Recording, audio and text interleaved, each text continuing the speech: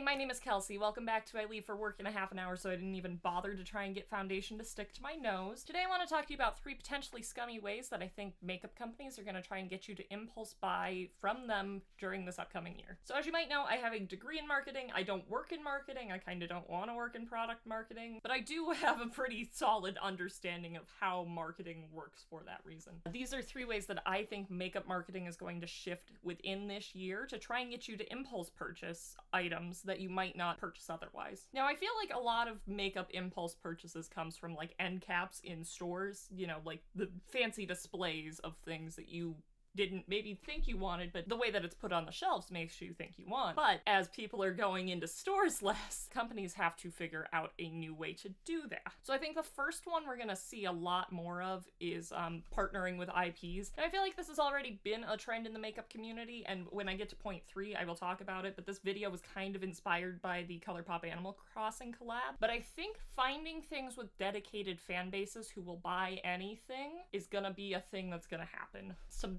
IPs that I feel like have not been tapped into are like The Office or Parks and Recreation. Now, I don't watch either of those shows, but I know they have huge followings because everyone binged them on Netflix. Now, I know there's a handful of like skincare brands that have done this, but I would be very keen to see who is going to partner with Kpop Groups, because that's a group of teenage fans who maybe the teenagers themselves don't have money, but their parents do, and will buy anything with their fave's face on it. Again, a lot of these things are going to be either impulse purchases or just purchasing for the IP. I'm filming this like a half an hour after the promo photos for the Animal Crossing collab came out, and I definitely looked at the Able Sisters palette, the purple one, and went, I'll probably pick that up. And though I was already hoping that Colourpop was going to come out with one of their new 5 pans with a purple color story, I definitely am probably going to pick up the Able Sisters one that is the purple color story in a 4 pan because, well, I like that IP, and I think that's what you're gonna see a lot of this year. And because it's already happening, this is the prediction that I'm the most confident in. Feels kind of like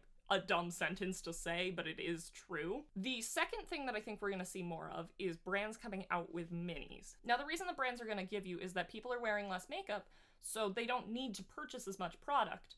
Which is true. I mean, I wouldn't have put on a full face of foundation to go to work other than the fact that I had to film before this. But the other thing that's going to be happening here is you're going to be able to look at something and look at the price point and add it to your cart more easily. I guess I should add that I am thinking this for high-end brands more than drugstore brands, because thinking of drugstore brands, specifically e.l.f., I know a lot of people say they'll go on the e.l.f. website and just keep adding things to their cart because it's only $1 or $2. And it's very easy to like impulsively add those things, and then that adds up at the end of the day. But if I went on to, say, Urban Decay's website, I'm not just gonna like, ooh, this blush is cute.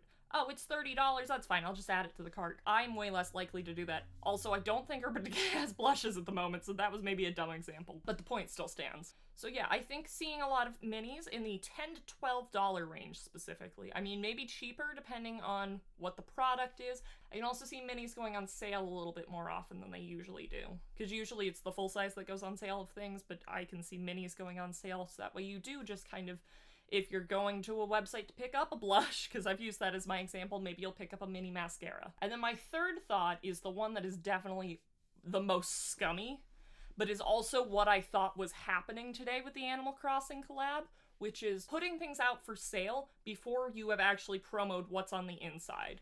Because as you'll recall, a few weeks ago there was a leak of the Animal Crossing collab on Trendmood for a few hours of just the outside packaging, and that got everyone hyped. And then I saw yesterday that Colourpop was, stay tuned for, whatever's gonna happen today. And I don't know why, but my brain just immediately thought they were just gonna, post everything to be able to go out and purchase.